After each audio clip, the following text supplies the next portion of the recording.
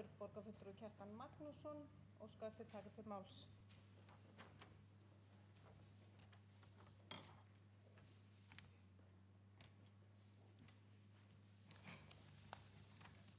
Forseti, góðir borgarfulltrúar, mér langar hér fyrir hönd okkar borgarfulltrúar Sjálfstæðisflokksins að leggja fram bókun undir 12. lið fundargerðar borgarráðs frá 14. febrúar.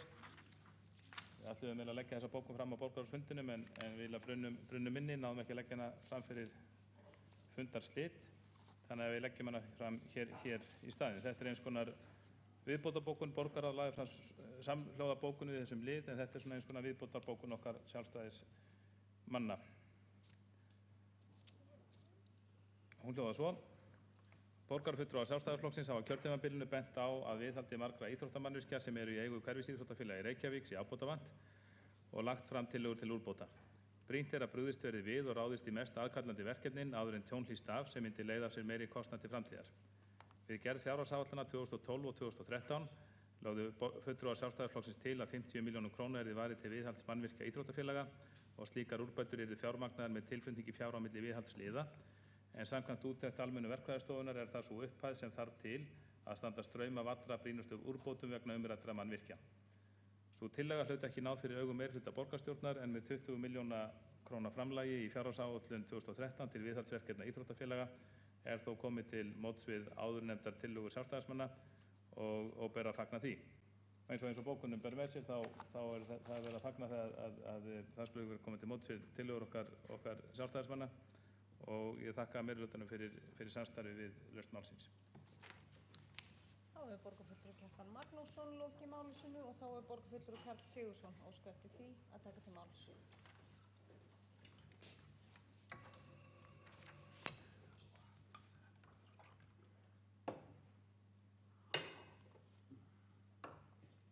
Forseti, ágæta borgarstjórn, mér langar að þakka borgarfulltrúa Kjartani Magnússsyni fyrir skelegan lestur og fyrir hönd meirihluta Samfylkingar og Bestaflokks langar mig að leggja fram og ítreka bókun borgarráðs undir sama dagskrárlið.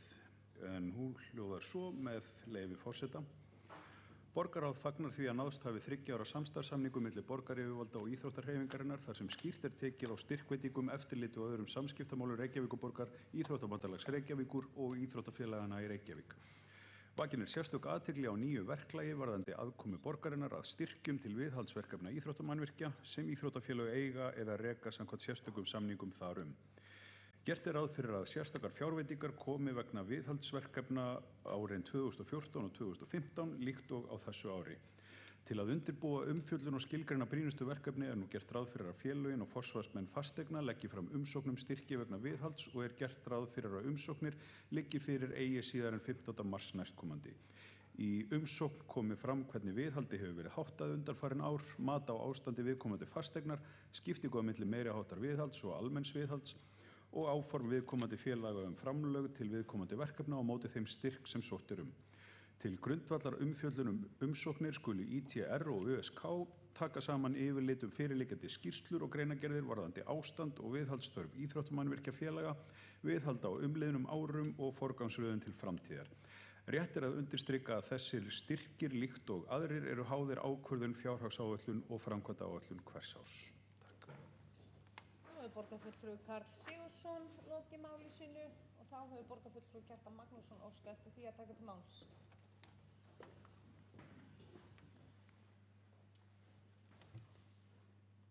Já, forseti, góðir borgarfulltrúar, ég þakka Karli Sigurðssyni borgarfulltrúa fyrir lesturinn og í ljósi þess að bókunin sem hann las upp var sameiginleg í borgarráði, þá erum við að sjálfsögðu reiðubúin til þess að hún verði sameiginleg hér í borgarstjórn og færi jafnvel betur á því að hún kemur undan þeirri bókun sem ég las upp í ráðan. Þá hefur borgarfulltrúi Kjartan Magnússon lokið máli sínu. Það er ekki fleiri hvert sér hljós undir þessum dagskrárlið og telst honum lokið. Við förum í 5. mál á dagskrá og leggjum